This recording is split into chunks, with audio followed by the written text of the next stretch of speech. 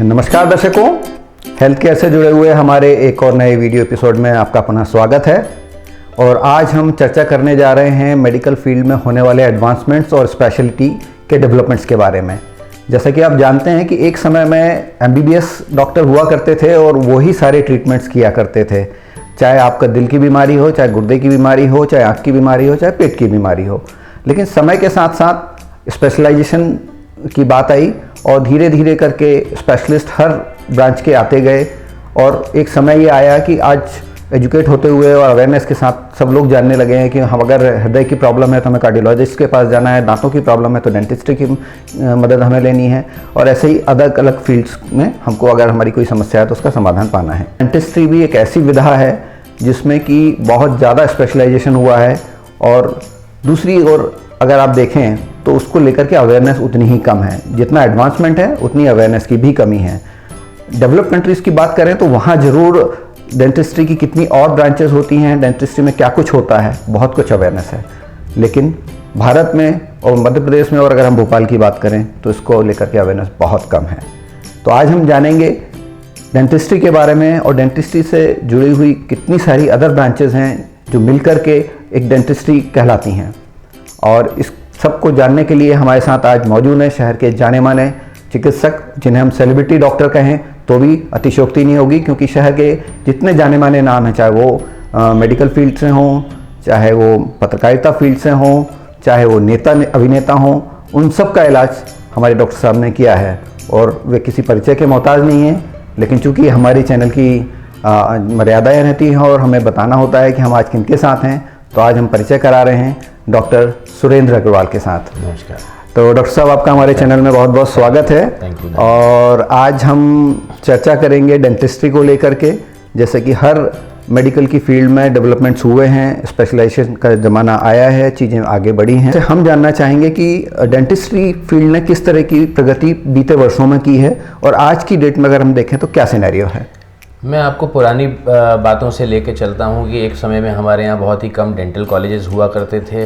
अब हमारे यहाँ प्राइवेटाइजेशन के बाद बहुत सारे प्राइवेट डेंटल कॉलेजेस आ गए हैं। उसी के साथ नंबर ऑफ डेंटिस्ट भी बहुत बढ़ गए हैं। जैसा कि सभी को मालूम है, हर शहर में पहले गिनती के डॉक्टर्स डेंटिस्ट होते थे, आज की तारीख में बहुत सारे डेंटिस्ट हो गए हैं जी। डेंटिस्ट्री के साथ में लोगों में अवेयरनेस आ रही है, लेकिन अभी भी वो अवेयरनेस नहीं के बराबर है।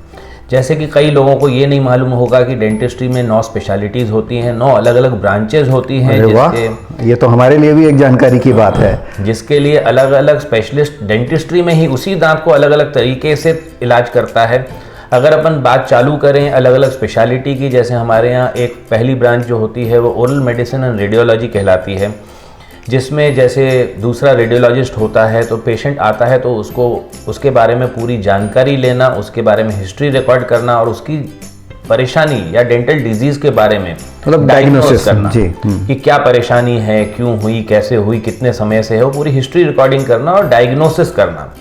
और डायग्नोसिस में रेडियोलॉजी, जैसे कि हमारे यहाँ भी जनरल में रेडियोलॉजिस्ट होते हैं, वैसे ही हमारे यहाँ डेंटल रेडियोलॉजिस्ट होते हैं जो कि डेंटल एक्सरेज करते हैं। आजकल डेंटल एक्सरेज में भी बहुत सारी एडवांसमेंट्स हो गई हैं। जैसे छोटा एक्सरे बहुत कॉमनली लोगों को मालूम है, जिसमें 2 या 3 दांत का एक्सरे आता है।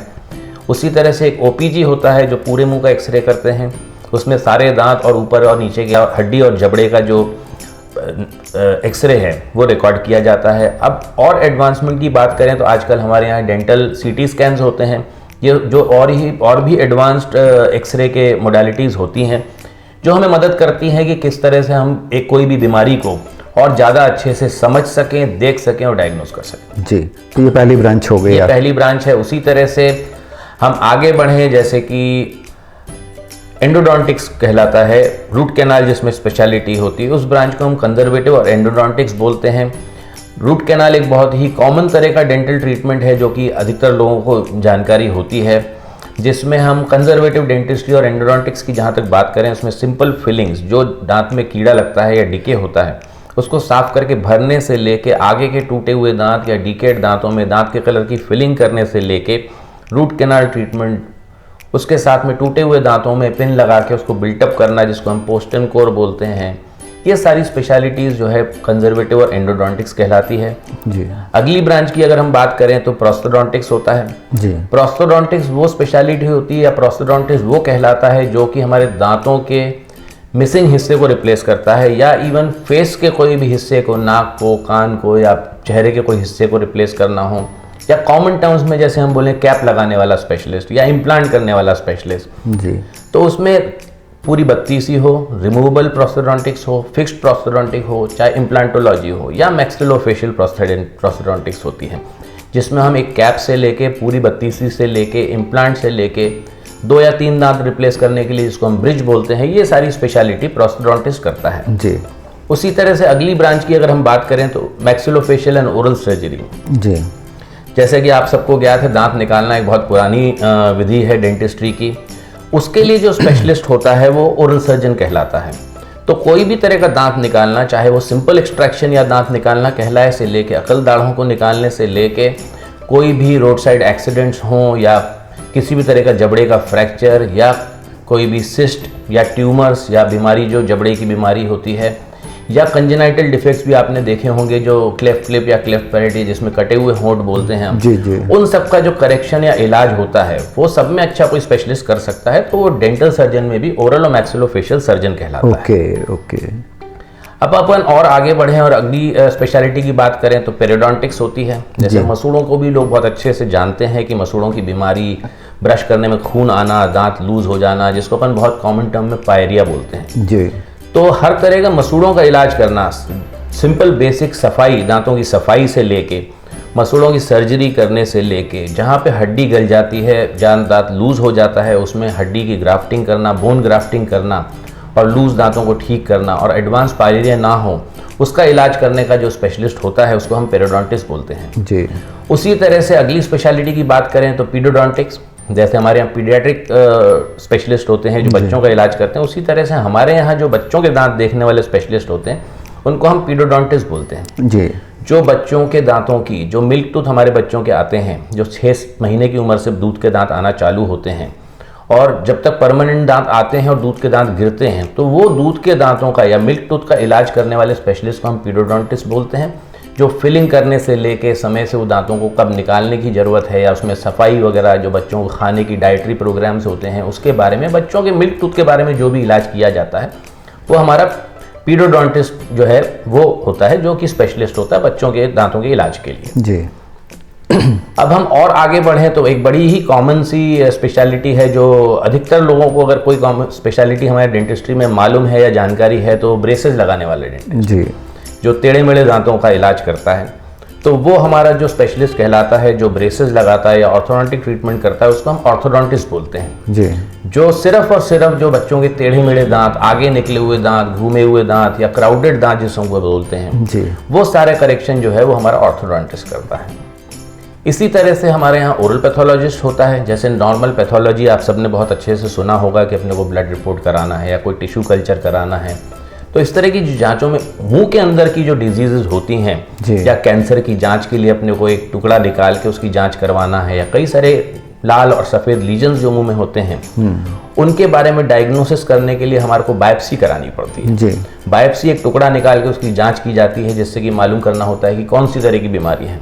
तो वो जांच जो करता है वो हमारे यहाँ ओरल पैथोलॉजिस्ट कहलाता है जी। तो ये कुछ स्पेशलिटीज़ हैं जिसकी अवेयरनेस आज भी हमारे यहाँ हिंदुस्तान में बहुत कम है, और मैं इस वीडियो के जरिए यही कहलाना चाहता हूँ, यही संदेश देना चाहता हूँ कि ये स्पेशलिटीज़ की जानकारी जितनी ज़्यादा लोगों तक जाएगी और जितनी ज़्यादा लोगों में अवेयरनेस पहुँचेगी जी, उससे हमारे मरीजों को, हमारी पॉपुलेशन, हमारे देश की जनता को एक अच्छा इलाज करने में और स्पेशलिस्ट के पास अप्रोच करने से उससे उसका समय बचता है, ख़राब इलाज से बचता है, पैसे की सेविंग होती है, और अच्छे से अच्छा जो इलाज हो सकता है, जो पूरी दुनिया में बेस्ट पॉसिबल इलाज होता है, आज भी हमारे यहाँ कहलाते हैं हिंदुस्तान में हमारे यहाँ वो क्वालिटी ट्रीटमेंट नहीं होता, या हर शहर या कस्बे या गांव में वो क्वालिटी ट्रीटमेंट नहीं मिलता जो बड़े शहरों में मिलता है, या वेस्टर्न कंट्रीज़ में आज भी हम बोलते हैं कि बहुत अच्छा इलाज होता है, बनिस्बत हमारे से जब कंपेयर करते हैं हमारे इतना अच्छा इलाज नहीं होता।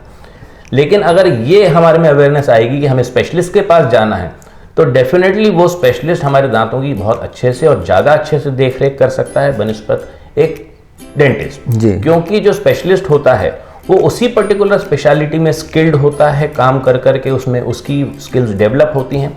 तो मेरी ऐसी सोच है कि ये अवेयरनेस भी डेंटिस्ट्री में, जैसी जनरल मेडिकल फील्ड में अवेयरनेस है, वैसे डेंटिस्ट्री में भी अवेयरनेस होना चाहिए। बिल्कुल सही, आपने बहुत सही कहा डॉक्टर साहब। और आपने आज, मैं समझता हूँ कि दर्शकों को एक ऐसी जानकारी दी है जिसके बारे में बहुत सीमित लोगों तक ये पता था कि कितने तरह के स्पेशलाइजेशन होते हैं और उन्हें क्यों किसी स्पेशलिस्ट के ही पास जाना चाहिए अपनी पर्टिकुलर समस्या को लेकर के। और हम ये समझते हैं कि ये जो जानकारी है जितनी ज़्यादा लोगों तक पहुँचेगी उतना ज़्यादा उनको ट्रीटमेंट लेने में सुविधा होगी और बेहतर ट्रीटमेंट वो ले पाएंगे। ना केवल ट्रीटमेंट बल्कि उनके खर्चों में भी कमी आएगी। और जो समटाइम्स ऐसा होता है कि आप गलत जगह ट्रीटमेंट ले लेते हैं तो आपका जो नुकसान हो जाता है वो ना तो नुकसान होने से रुकेगा भी, और साथ ही आप सही जगह पहुंचेंगे तो कम समय में आप बेहतर ट्रीटमेंट पा सकेंगे। आशा करते हैं कि ये वीडियो आपको बहुत पसंद आया होगा, और अगर आपको डेंटिस्ट्री से जुड़े कोई आपके दिमाग में सवाल हैं तो आप हमारे कमेंट बॉक्स में लिख सकते हैं। हम डॉक्टर साहब से जल्द ही उन प्रश्नों के उत्तर आपको दिलवाने की कोशिश करेंगे। तो इसी के साथ हम विदा लेते हैं और उम्मीद करते हैं कि आप अपने आप सेहत पर ध्यान देंगे। डेंटिस्ट्री से जुड़ी हुई कोई और बात होती है तो उसके लिए आप सजग रहेंगे। Thank you very much.